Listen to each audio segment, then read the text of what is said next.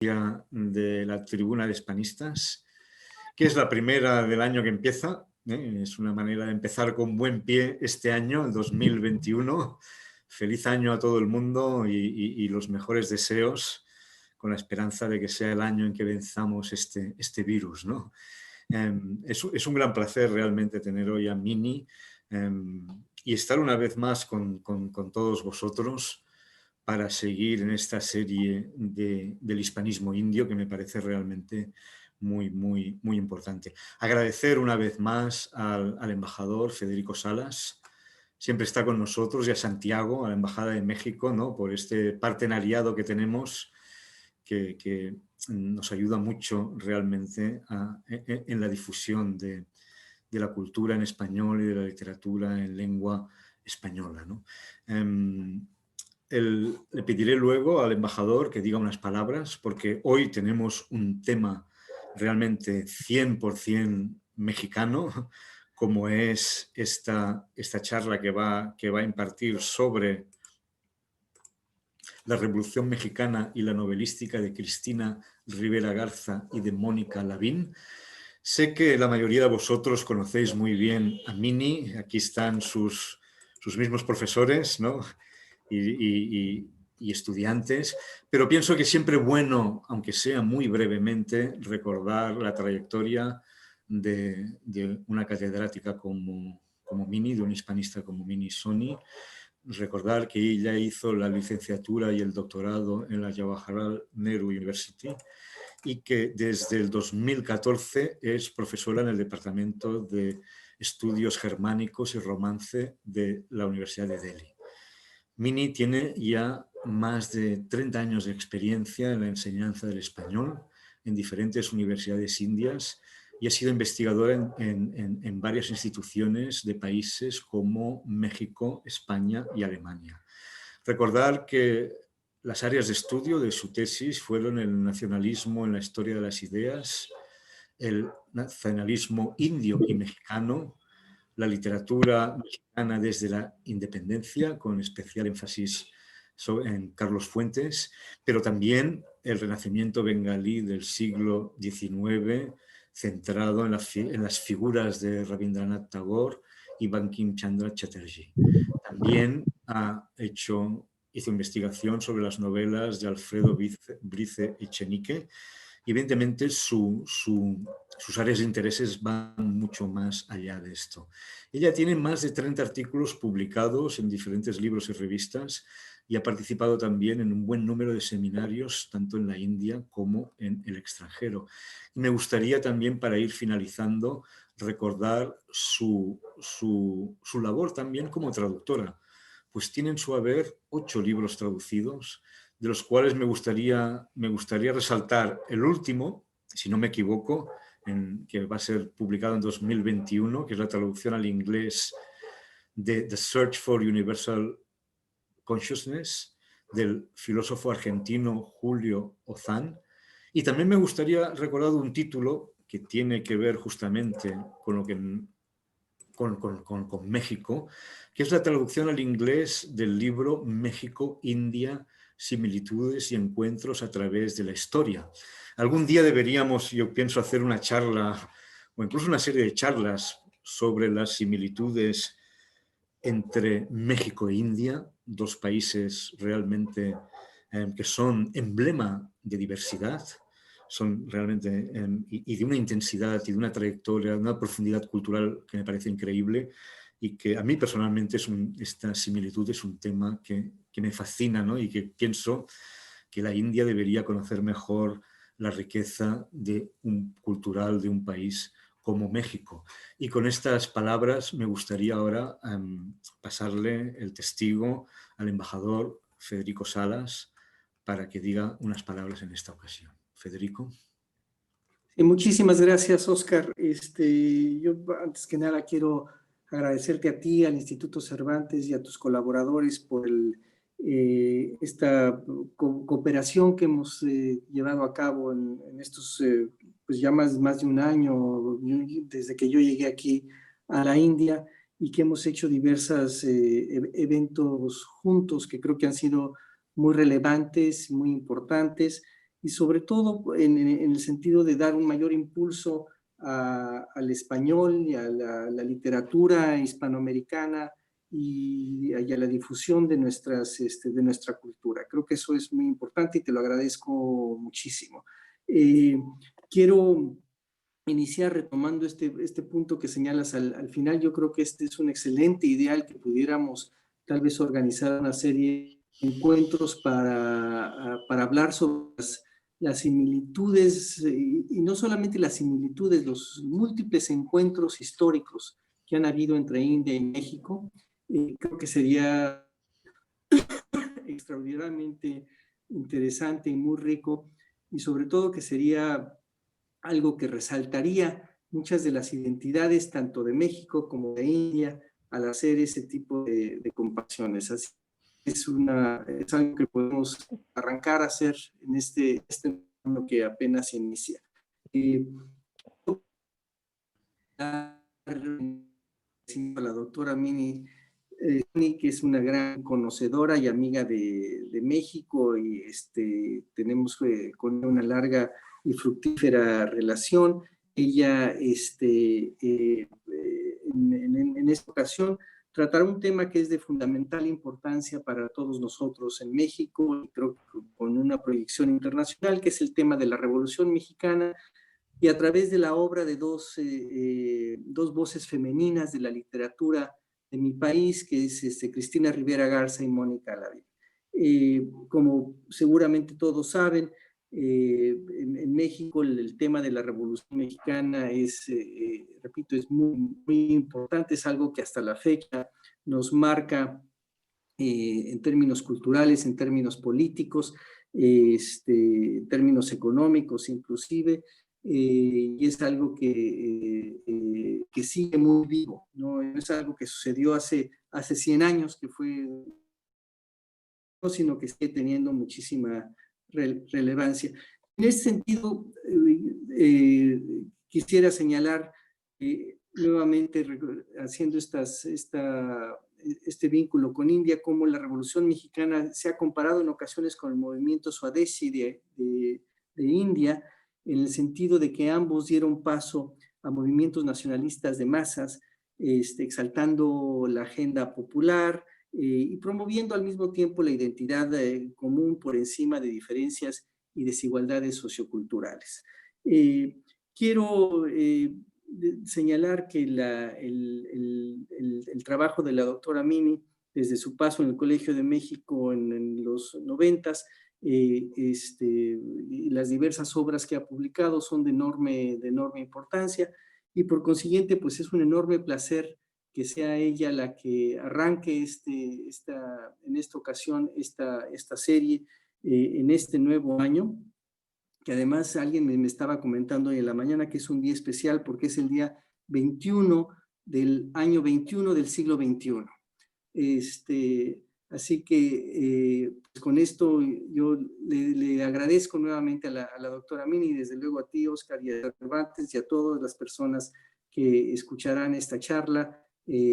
Así que adelante, muchísimas.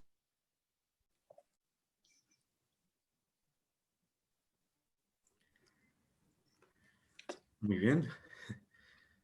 Creo que tienes la palabra ya, Mini. Venga, vamos ahí. Muchas gracias, embajador. Muchas gracias, Oscar, por sus palabras tan amables. Y ahora voy a empezar el discurso. Y el tema de esta charla es el retrato de un fenómeno histórico, la Revolución Mexicana, que muchos estudiantes nuestros también saben, que duró de 1910 hasta 1920 aproximadamente. Y voy a hablar del reflejo en dos obras contemporáneas. Así que voy a dividido mi trabajo en dos o tres apartados. Primero voy a hablar de los lazos íntimos entre la historia y la literatura. Como ha dicho también, y he recurrido al trabajo de Paul Ricoeur, que en su Time y Narrative habla de cómo un historiador tiene que reconstruir los hechos que él encuentra. Entonces, también en las novelas de las que voy a hablar, tenemos transcriptores que recogen datos y lo ponen en la voz del narrador. Así que toda historia, como una novela, también es una reconstrucción, y se puede hablar largamente sobre este tema también, porque como dice Ricoeur, que también cuando conocemos una persona en la vida diaria, también lo que pensamos de esta persona recurre mucho a la intuición, ¿no? Y estas novelas también están así diseñadas, que el transcriptor contemporáneo que escribe estas novelas, porque son novelas contemporáneas, no datan de aquella época, de la época de la Revolución, y también sabemos que hay toda una serie de novelas de la Revolución, ¿no? Por ejemplo, Los de Abajo, luego también la novela de Carlos Fuentes, etc. Pero estas dos novelas de hoy son novelas contemporáneas. Entonces hay transcriptores que encuentran datos. Nadie me verá llorar, el transcriptor va a los archivos para buscar las historias de la familia de la protagonista principal. En la otra novela hay un mexicano que está enviado a Santander y él allí encuentra los diarios y las cartas de un periodista.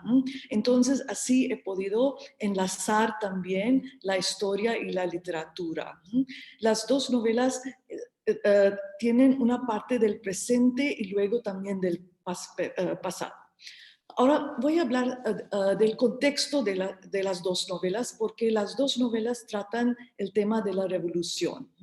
Ahora sabemos que realmente dentro de la Revolución Mexicana realmente hay dos o tres revoluciones, dos o tres partes, ¿no? Una parte era para una democracia más grande por parte de Francisco Madero, ¿no? Que era del norte de México. Luego había la parte del campesinado, ¿no? Y de la parte del campesinado tratan estas dos novelas. Ahora, para hablar de los campesinos y los problemas que ellos tenían en las primeras primera década de este siglo, hay que recurrir realmente al siglo XIX y empezar desde los tiempos de Benito Juárez, ¿no? Como sabemos también, Benito Juárez era el primer presidente indígena, ¿no? De México. La gente habla, ¿no? De presidentes de color y todo, pues Juárez era el primer presidente así indígena, zapoteca, ¿no? Y ellos empezaron el plan de la reforma. Ahora, el plan de la reforma quería quitar y poner las tierras colectivas en el mercado. Ahora, su blanco era realmente la iglesia, porque él estaba luchando una guerra contra los conservadores, cuyo aliado muy grande era la iglesia, y la iglesia les estaba sustentando con dinero, etc. Pero ¿qué es lo que pasó con esta ley? Esta ley también afectó a todas las comunidades indígenas, porque ellos eran dueños en colectivo de estas tierras. Entonces, el resultado era que las comunidades empezaron a perder su tierra y los indios empezaron a ser jornaleros. ¿Okay? Entonces, ahí empezamos. Ahora, Porfirio Díaz, que es el dictador que la revolución quería derrocar, también era mestizo y también era firme seguidor de Benito Juárez, era liberal. Pero él nunca tenía intención de tener elecciones ni nada, y muy fuertemente empezó a poner en vigor esta política de Benito Juárez sobre la tierra, y empezó a poner en vigor la ley Lerdo. Lerdo era un ministro de Benito Juárez. Entonces, lo que quiero hablar también en esta cosa es que la revolución era no solo de conservadores y progresistas, era también mucha otra gente que no se oponían a la revolución y que también sufrían a causa de aquella. Ahora, otra vez aquí recurro a las cosas de lo que ha dicho Paul Ricoeur, porque él dice también que cuando los novelistas o los que escriben la así llamada ficción escriben sobre acontecimientos históricos, Lo que está pasando es que realmente ellos están tomando hechos verídicos y intentando usar su intuición para construir una historia. Entonces, esta historia también está basada de cierta forma sobre hechos que ocurrieron, ¿no? Y que también lo que tenemos que recordar aquí en este caso, cuando vamos a hablar de las víctimas de la revolución, que las víctimas no caben dentro de la oposición binaria de vencedores y vencidos, porque los vencidos han sido en algún momento contendientes para el poder y que perdieron la guerra, pero esta gente común de la que vamos a hablar caen en los intersticios de esta cosa, ¿no? de la revolución, ¿no? Son víctimas. En ninguna razón puede justificar por qué uno es víctima o no. Entonces, Ricard dice que también la ficción nos da los ojos para llorar para las víctimas, que la historia no puede hacer porque generalmente está contando, los historiadores te dan cifras o te dan otro tipo de información. No tratan tanto la historia de las emociones, que ahora se está desarrollando este campo, pero en general la historiografía no tocaba estos temas.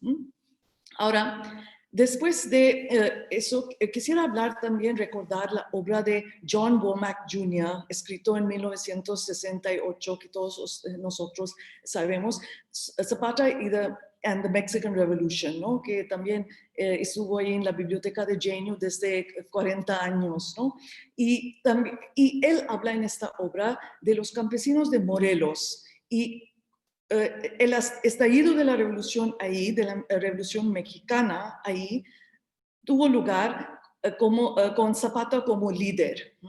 Entonces, para cada revolucionario al principio del siglo XX, voy a mencionar otra obra que era lectura obligatoria casi. Y esta es la obra de Andrés Molina Enríquez, de Los grandes problemas nacionales se llama.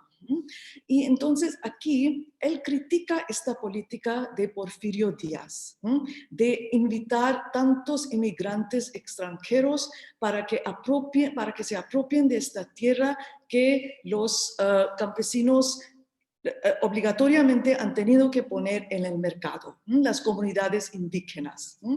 Y Andrés Molina Enríquez dice que realmente esta es una falta de patriotismo, porque se ofrecen concesiones especiales a los extranjeros y se ignoran a los mestizos y a los indígenas que realmente son dueños de la tierra. Ahora bien, Andrés Molina Enríquez solía escribir dentro del discurso de razas del siglo XIX, porque también hay críticos contemporáneos que dicen que él aboga por la causa de los indígenas y los campesinos en lenguaje que constantemente les denigra.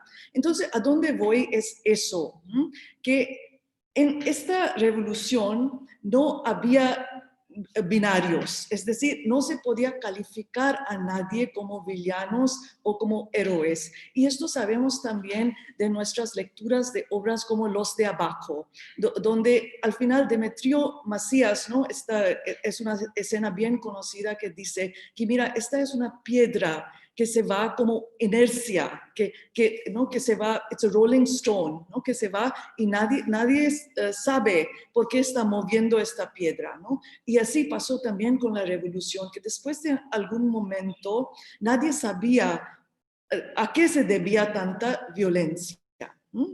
Ahora, la tesis de Andrés Molina Enríquez se encuentra también un poco corto cuando leemos dos obras que tratan esta época. Y en estas dos obras, los protagonistas principales no son grandes latifundistas, sino que son humildes inmigrantes de España. Y también ha comentado otro historiador mexicano, Enrique Krause, que la historiografía del siglo XIX suele ser netamente liberal, es decir, que liberal en el sentido de por Benito Juárez liberal. Es decir, es un tipo de historia nacional que quiere pintar a Porfirio Díaz como villano de todo. Mientras que también he mencionado antes que era Benito Juárez que había ideado estas leyes contra la iglesia, que desafortunadamente empezaron a afectar también las comunidades indígenas. Entonces, con estas ideas vamos a adentrar en esta obra. Y he hablado antes de la Escuela Liberal de la Historia en México, ¿no?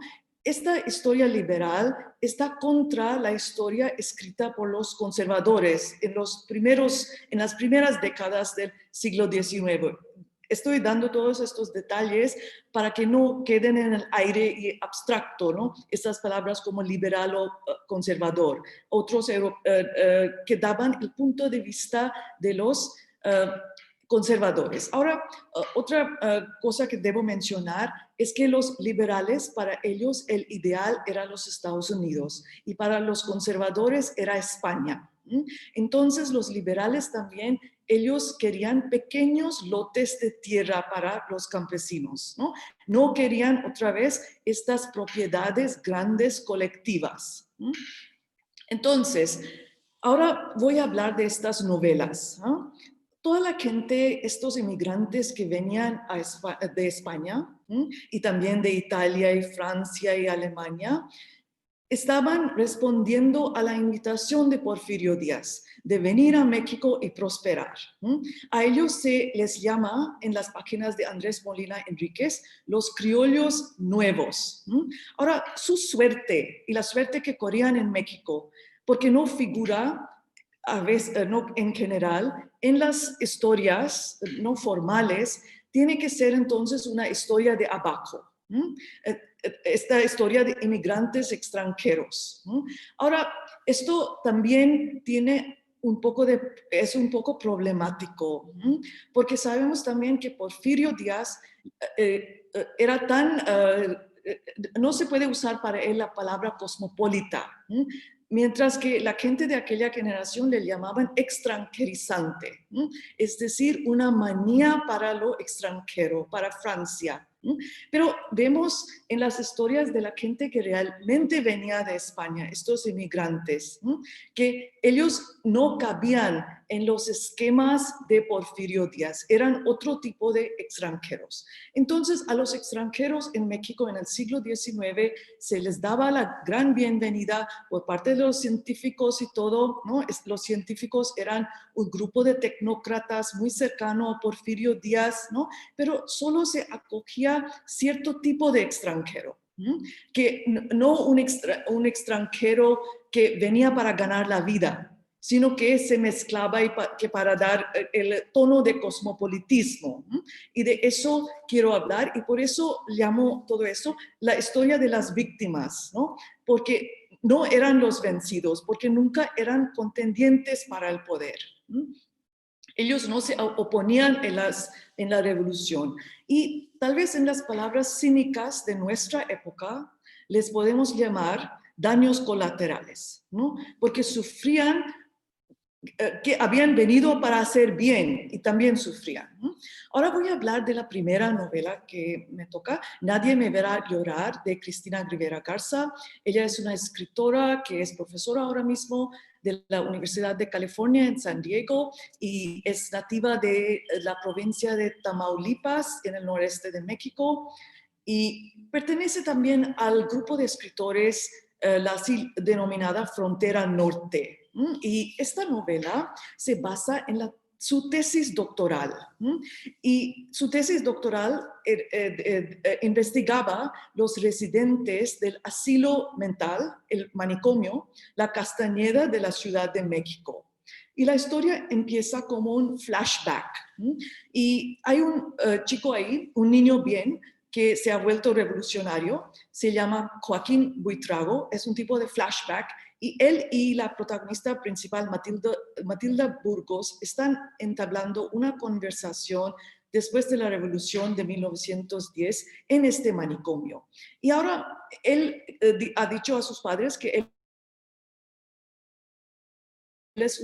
y está enamorada de esta de mujer también, ¿no? Y su valentía y su pasado, ¿no? Y él quiere descifrar los hilos de su pasado. Ahora, ¿por qué está Matilda Burgos en este manicomio? Como ella pregunta desde el principio de la novela a Joaquín, que cómo se vuelve Joaquín una mujer loca. ¿Cómo se vuelve loca una mujer? ¿No? Entonces, ahí viene también una parte de la historia. En los años finales de la época de Porfirio Díaz, todos los que no caben en esta sociedad positivista de orden y progreso que él quiso erigir, ¿no? Fueron confinados en estos asilos mentales, ¿no? Ahora, esta gente, curiosamente, a propósito, se comportaba como gente que no cabía en la sociedad, ¿no? Algunos sí que son drogadictos, otros son estudiantes de derecho, vueltos cínicos que rechazan la sociedad.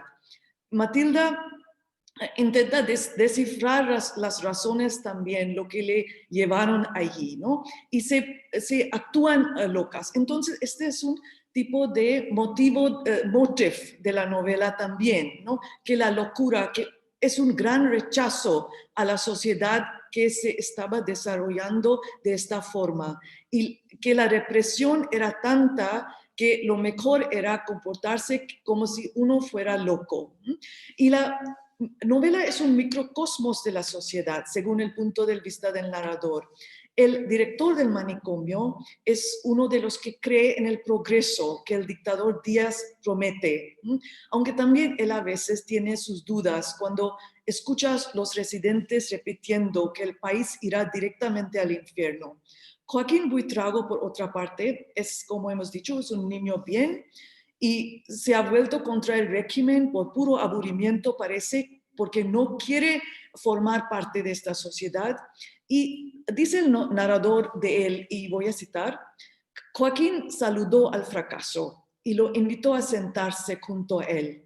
Joaquín se imaginó por primera vez que podría descansar, que tal vez en el fracaso encontraría finalmente la paz, el silencio, ir a contracorriente del progreso, del tiempo mismo, y él como el país entero no necesitaba nada más, ¿no?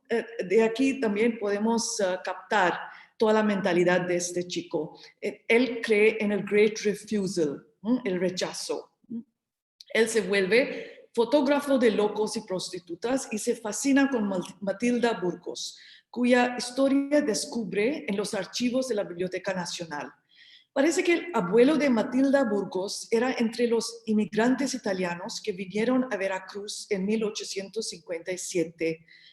Marcos Burgos, su abuelo, se casó con una india totonaca y con ella se rebela contra las políticas agrarias de Díaz. Ellos se mueren en esta insurrección, pero su hijo Santiago empieza a cuidar las plantaciones de vainilla de la familia en Veracruz y le empiezan a llamar el esposo de la vainilla por sus excentricidades. Ahora, sus excentricidades llaman la atención de la policía y ellos alejan su hija Matilda Burgos y le envían a su tío en la capital, México DF, para que aprenda a ser una persona culta. Su tío se llama Marcos Burgos. Y Marcos Burgos ha querido escapar de estas excentricidades y tiene una fe ciega en las posibilidades del futuro. Es ¿no? ¿Cómo se llama? El arrivist, ¿no? Él quiere ser moverse hacia arriba socialmente. Y él cree, como Porfirio Díaz, que los pobres representan una amenaza por su falta de higiene y hábitos de flojera, su promiscuidad, su vicio, su comida. Ahora bien, también debo añadir que todos estos hechos están tomados de los manuales de aquella época también, lo que nos dice la autora Cristina Rivera Garza. No son alegatos de Porfirio Díaz, sino que también eran consignas como debe vivir la gente decente. Pero Matilda escapa de la casa de su tío y creyéndola una desorientada y desubicada, Marcos Burgos le echa de su memoria para siempre. Ahora, la historia de Joaquín y Matilda simboliza una sección de la sociedad mexicana que se sentía incómoda con la idea de México de los tecnócratas de Díaz. Estos ideaban México como un lugar donde, en las palabras del historiador Luis González, los rubios de Europa podrían sentirse en paz, ¿no? Y estas frases también de los historiadores se repiten de alguna forma en la novela también, ¿no? Que hay señoritas sospechosamente blancas, etc., ¿no? Ahora, uno de los legados duraderos de la Revolución Mexicana ha sido que ninguna idea de México puede ser sacrificada.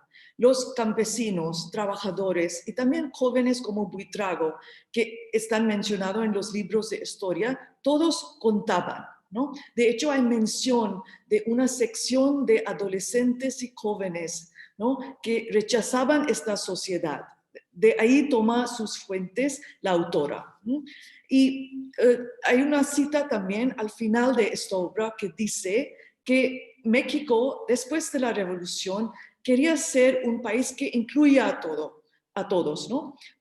Cito, los anuncios de los cigarrillos de buen tono han descartado para siempre los dibujos de las mujeres afrancesadas y ahora incluyen la figura de un indio con plumas y collares, degustando un ancho cigarrillo con los ojos cerrados. Los rasgos de Matilda y su tono de piel están de moda.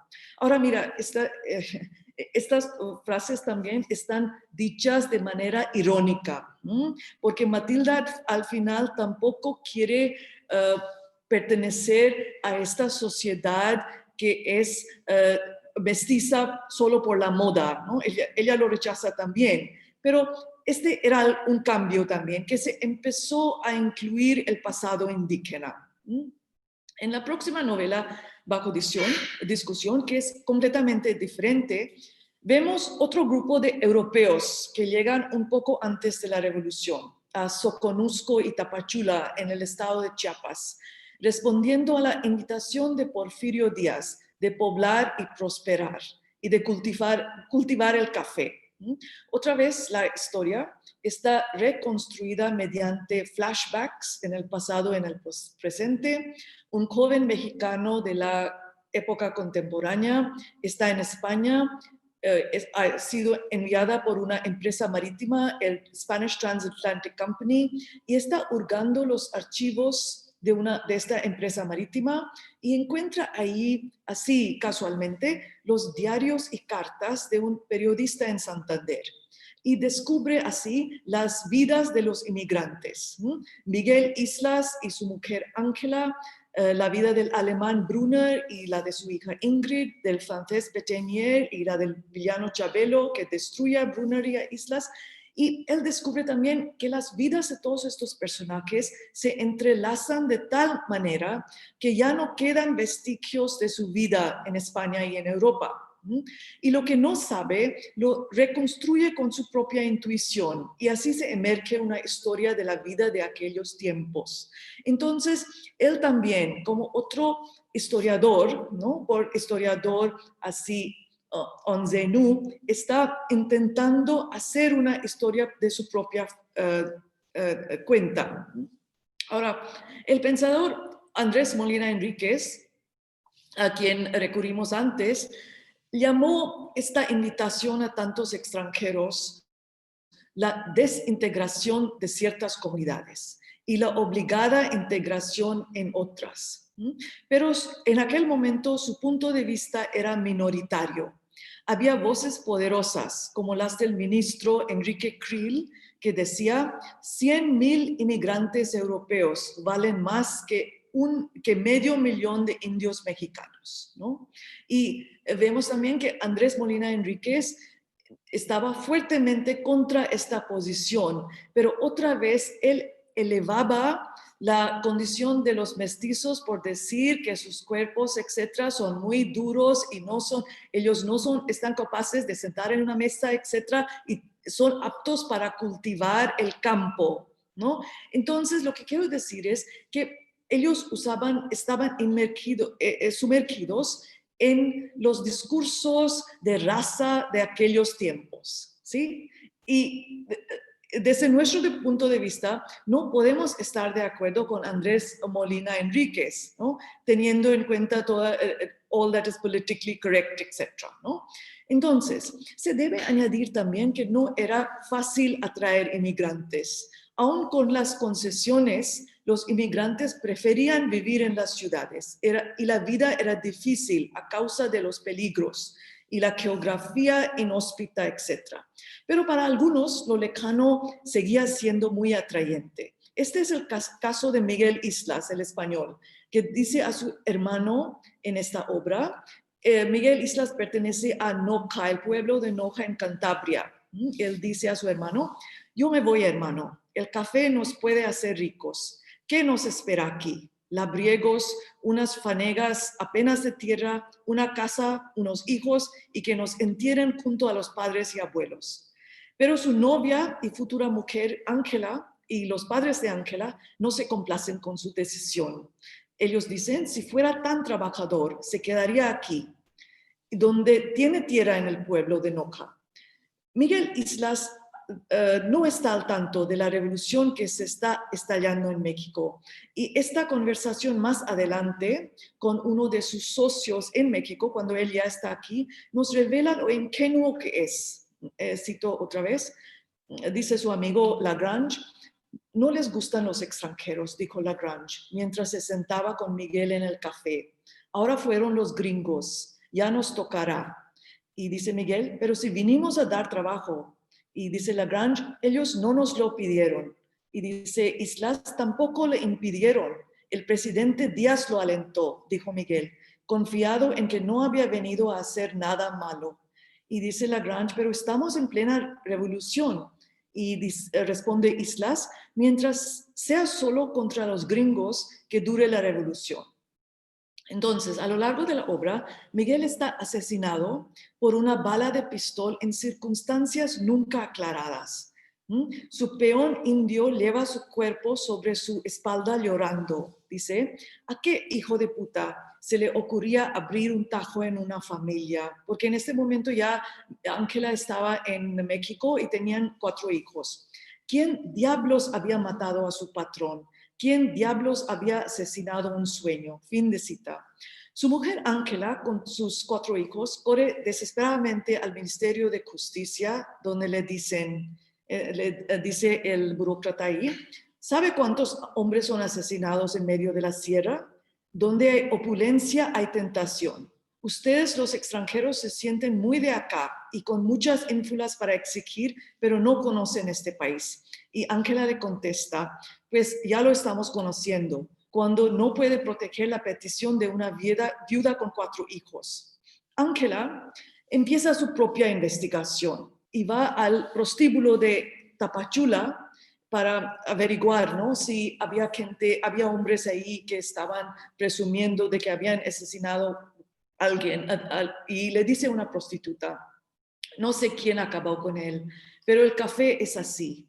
Mueren a machetazos, los mata el indio, el comprador, el socio, los bandoleros, la envidia, la conchina envidia cuando se respira la felicidad. Fin de cita. Ahora, esta mujer que consuela a Ángela no es muy clasificable dentro del esquema del vencedor vencido o colonizador colonizado. El asesinato de Miguel puede ser explicado por el contexto de la revolución, la explotación y la inseguridad general. Pero esta explicación queda corta si entendemos la secuencia de hechos en la novela. Como piensa el indígena que lleva sobre su espalda a Miguel a casa. Había terratenientes malísimos a quienes no les pasaba nada. A Miguel le habían matado con una pistola y los indios con quien trabajaba no llevaban armas. Además, lo que pasa es que la persona que compra la finca de Miguel pronto lo vende a un dueño ausente en España. En fin, no se puede razonar la muerte de Miguel por los esquemas de causa, efecto o probabilidad. Pero por añadir voces como las de la mujer del prostíbulo, la novela añade a la historiografía. Y Paul Ricoeur ha mostrado los lazos entre la ficción y la historia. Y quiero terminar con una cita suya en inglés. Él dice, "Fiction gives eyes to the horrified narrator, eyes to see and to weep. Either one counts the cadavers or one tells the story of the victims. Between these two options lies a historical explanation, one that is difficult, if not impossible to write, conforming to the rules of singular causal imputation. Fiction is placed at the service of the unforgettable. It permits historiography to live up to the task of memory." Muchas gracias. Esta es mi tesis.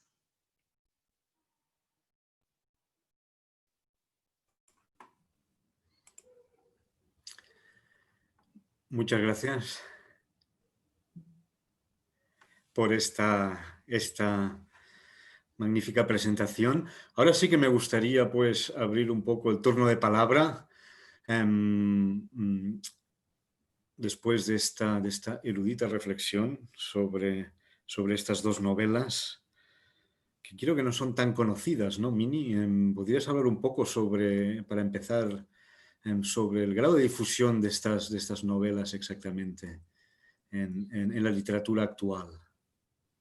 Pues yo creo que Nadie me verá llorar también lo querían hacer en una película. Y Nadie me verá llorar es muy conocida. De Café Cortado tal vez no, pero su autora ha escrito cosas y dan, dentro de la novelística mexicana, yo creo que sí, sino mundialmente. Nadie me va a llorar ha sido traducida a otras lenguas. Café Cortado no. Muy bien. Por favor, si alguien quiere participar en el diálogo, puede directamente poner en marcha su cámara y el micrófono para contribuir a este diálogo, ¿no? Sí.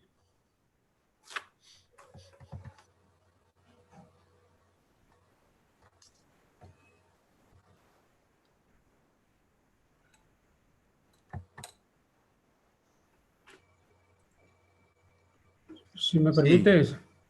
Por favor, profesor. ¿Me permiten? Por favor, profesor Ganguly. Muchas gracias por la invitación también.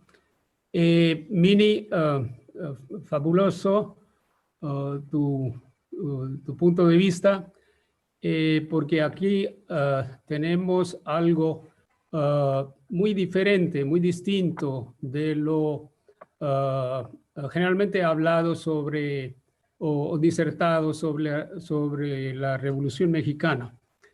Ahora, esa construcción de la ficción en torno al tema de la Revolución Mexicana, me parece que este punto de vista de los inmigrantes, de las personas, digamos, descartadas, ¿no? En el proceso de la revolución, de las que hablas tú o de las que habla la novela, como tal no pueden cualificarse como la novela de la Revolución Mexicana. A mí me parece que es un punto de vista parcial de algo que ocurre al margen de la revolución, pero la revolución como un hecho histórico, si estas novelas no conectan con estos hechos históricos, entonces per se no pueden ser calificados como la novela de la Revolución Mexicana. Ahora, Mariano Azuela, por ejemplo, su novela, era digamos, el pionero, ¿no? En ese sentido. Todo lo que plantea Mariano Azuela sobre la novela, o los realmente hechos históricos, ¿por qué ocurrió? Por un punto muy fundamental político de no permitir la reelección, ¿no? No permitir una elección por parte de Porfirio Díaz. Eso fue el punto de partida de la revolución en 1909 y 1910. Y de ahí cubre una fuerza la Revolución Mexicana por la participación de varios intelectuales y varios agentes generales y otras personas que estaban en contra. Luego, todas las, lo que no se podía conseguir en la revolución se puso en la Constitución de 1917. Todos los puntos, ¿no? Importantes y el sueño de un nuevo México y estos puntos principales de la Revolución Mexicana. Y de alguna manera me parece que lo que has presentado, el novelista o la novelista no conecta con estos puntos centrales. Esto me parece, ¿no? En tu presentación. Yo no sé cómo dirías, cómo reaccionarías tú. Y en segundo lugar, como ocurre, por ejemplo, en la novelística del indigenismo en América Latina, sobre todo en Perú y Guatemala, etc. Estas novelas sobre, por ejemplo, el indigenismo pueden dividirse en varios apartados. Por ejemplo, las primeras novelas pueden ser novelas históricas, donde hay simplemente hechos históricos, no es una ficción, simplemente hechos históricos. Y en segundo lugar, la segunda categoría podría ser la novela sociológica sobre el indigenismo. Y en tercer lugar, la novela psicológica sobre el indigenismo, donde entran varios autores sobre la psicología de los indígenas. Miguel Ángel Asturias, por ejemplo. Ahora, estos, si en el contexto de la novela mexicana se puede aplicar, ¿no? Este tipo de categorización para que lo que tú planteas podría colocarse en una de las categorías. Entonces sí que podemos dividir la Revolución Mexicana en 3 o 4 apartados y ahí entra esta ficción, ficcionalización, entra como una de las categorías. Y yo no sé cómo reaccionarías tú, porque a mí me parece que estas novelistas, para resaltar algo de lo que no se habló antes, quieren introducir ese punto de vista, porque dentro de la Constitución de 1917 hay un nuevo sueño, un sueño para un nuevo México, donde se integran también a los inmigrantes, a los que están aportando. Pero hay otras cosas, la raza cósmica, hay otros objetivos de educar, de traer el elemento estético dentro de la realidad material. Todo esto se integra en la Constitución misma, Vasconcelos, etcétera, y luego también otros participan en esto. Ahora, de alguna manera, estos puntos de la Revolución Mexicana, puntos principales, si en la alguna novela sobre la Revolución no hacen referencia a estos puntos, entonces no se llamaría como la novela de la Revolución Mexicana. Esto es lo que de repente me parece como podría ser un comentario que de repente surge. No sé cuánta legitimidad tendría mi punto de vista, pero eso es lo que me parece que tú tengas en cuenta al analizar o trabajar sobre ese tema más tarde. Nada más, gracias, gracias. Mini, tienes la palabra si quieres reaccionar a los comentarios. Sí, yo estoy de acuerdo que no es la revolución no es la novela de la Revolución Mexicana. Eso también lo dije, que las novelas, hay una serie novelística de la Revolución Mexicana. Estas novelas tratan la Revolución Mexicana, que todo autor tiene derecho de hacer. Todos pueden incluir la Revolución Mexicana en sus obras, ¿no? Y también tengo que añadir que había grandes olas de inmigrantes que vinieron a México de Europa durante aquellos años, respondiendo a la invitación de Porfirio Díaz. Y ellos no formaban parte de la élite. ¿Para qué hablar de europeos? También de la India tenemos nuestro M. Roy, todos que fueron a participar. La Revolución Mexicana era una cosa que aglutinaba gente de manera distinta. Ahora, ellos, los de España y todos, se fueron en el siglo XIX para tener otro tipo de vida, como revelan las palabras de Miguel Islas, que no quieren estar siempre con los padres y los abuelos en España. Este era el motivo. Y también no era simplemente para ganar la vida, era tener otro tipo de vida. Ahora, hay que incluir el punto de vista también de actores no élites. No élites, quiero decir, no todo es Carranza y Obregón y Huerta en la revolución. Este es mi único texto. Sí. Muy bien. Luego, si me permites, Oscar. ¿Sí o no? Sí, desde luego. Porque pueden haber otros participantes que... Bueno, no, simplemente una cosa sencilla. ¿Qué es lo que quería decir? No has hablado, por ejemplo, de las calidades literarias de la obra. Por ejemplo, en la novela de la Revolución Mexicana, hablo solamente de Mariano Azuela, no de Guzmán ni nadie más.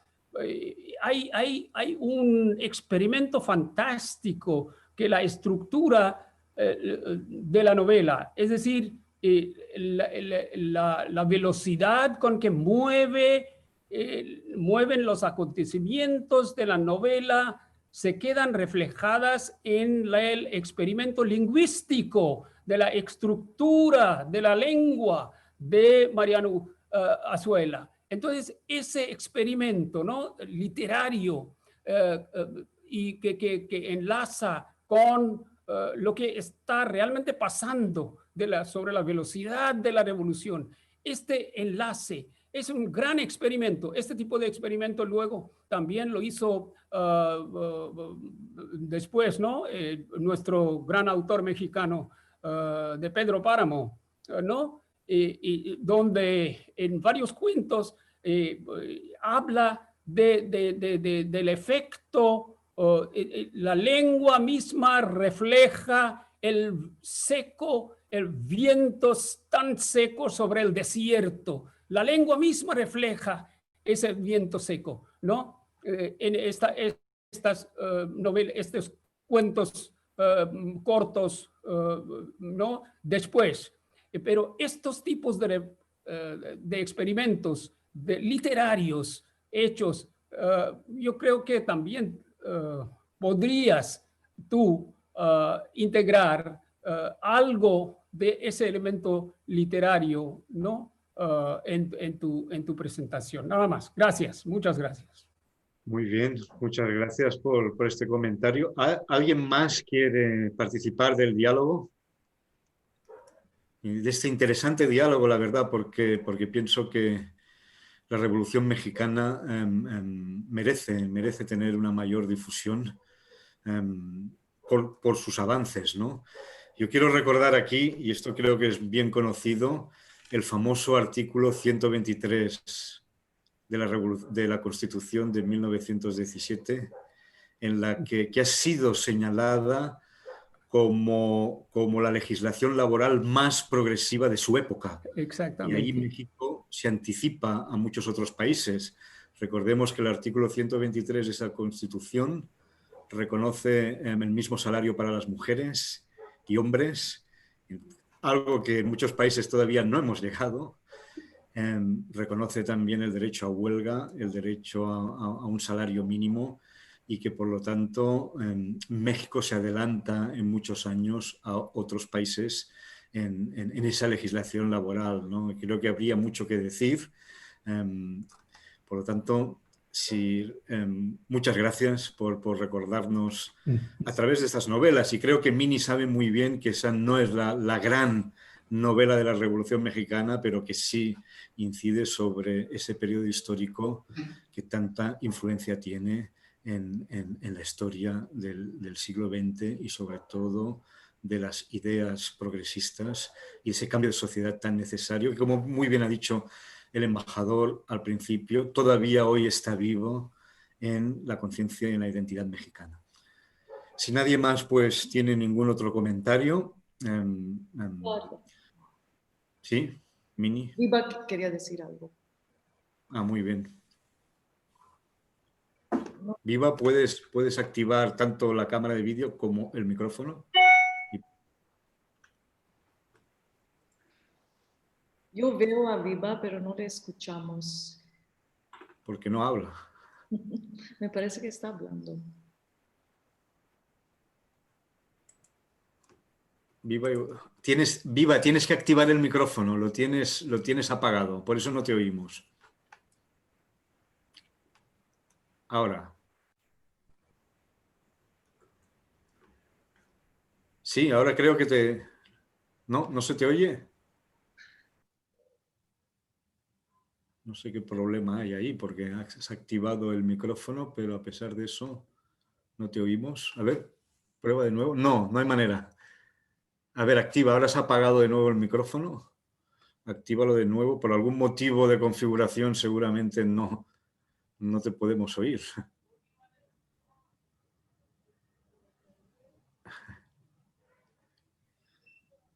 No, ¿eh? Bueno, una pena. Tendremos que pasarnos sin tus comentarios. Debe ser alguna cuestión de configurar el sonido en Zoom, seguramente. Una pena de que no podamos escuchar tus reflexiones. Tendremos ocasión para ello, estoy seguro, ¿eh? En próximas charlas.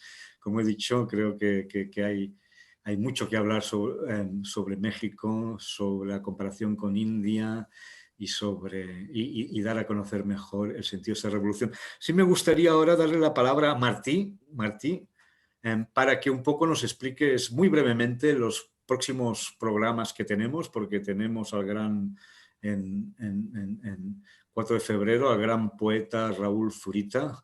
Tenemos ahora a Sonia, no sé si Sonia quería también, se está conectando, añadir algo. Pero si quieres, Martí, si nadie quiere tomar la palabra, no sé, Sonia, si quieres hacer algún comentario sobre la charla. No. Pues paso la palabra a Martí, porque tenemos nuevos programas para el mes de febrero. Tendremos al gran poeta chileno Raúl Zurita muy pronto. Y si quieres hacer unos cuantos comentarios sobre nuestras próximas actividades para que la audiencia... Por favor, bueno, Martí. Pues, buenas tardes. Sí, como dice Óscar, en febrero, dentro del Festival de Poesía IBAF, que justamente organizamos junto con la Embajada de México, vamos a inaugurar unas charlas que hemos llamado charlas magistrales y que serán con poetas de todo el ámbito hispanoamericano. Inauguramos este ciclo con el gran Raúl Zurita, ¿no?, que acaba de ganar el premio Reina Sofía de Poesía, y que mantendrá una charla con otro poeta que en este caso es bengalí, que es nuestro curador, que es Subrobando Padiay, y mantendrá una charla en línea. Esto es el 4 de febrero. Luego, el día 11 de febrero, seguimos con el ciclo de hispanistas y tendremos a profesor Chato Padiay. Luego, el 17 presentaremos un libro de una historiadora del arte española, especialista en India, que es un libro que se llama La materia del mundo. Ella se llama Eva Fernández del Campo. También será una actividad en línea el día 17. Y el día 25, 25 de febrero, retomamos un ciclo que en línea también, que llamamos Semblanzas, y que dedicamos a figuras de personalidades del mundo de la cultura, del mundo intelectual, tanto de Hispanoamérica como de India, ¿no? Y inaugurará este ciclo el escritor y traductor del catalán, del español al hindi, Samir Raval, con una semblanza de una novelista en catalán que se llama Mercè Rodoreda, cuya novela más famosa, digamos, es la Plaça del Diamant, la Plaza de Diamante. Samir Raval la tradujo al hindi y él nos trazará una semblanza biográfica de su autora, Mercè Rodoreda. Y en este mes de febrero estas son las actividades que de momento tenemos en nuestra agenda, pero estamos ya preparando toda la programación para el año 2021, que esperemos que sea una programación que nos permita presentar actividades en nuestro centro, que esto sería estupendo. Pero de momento nos limitaremos a estas actividades en línea bueno, que aún así funcionan bien. Muchas gracias, Martí. Como ha dicho Martí, esperemos, tenemos muchas ganas de reanudar la actividad presencial con las medidas sanitarias de rigor, ¿no? Pero un poco a poco para ir saliendo de este confinamiento y de volver a la presencialidad. Y aunque ahora no vamos a entrar en detalles, solamente decir que también estamos preparando un programa muy, muy interesante y muy intenso de cine, con un ciclo incluido de Berlanga, del cual celebramos el centenario, y que son películas, yo pienso, que no vamos a ver en las grandes plataformas comerciales y que queremos recuperar el cine en español y que espero que pronto, Martí, nos lo puedas anunciar y nos lo puedas presentar. Si no hay pues ninguna otra intervención, me gustaría ya cerrar esta conferencia de Tribuna de Hispanistas.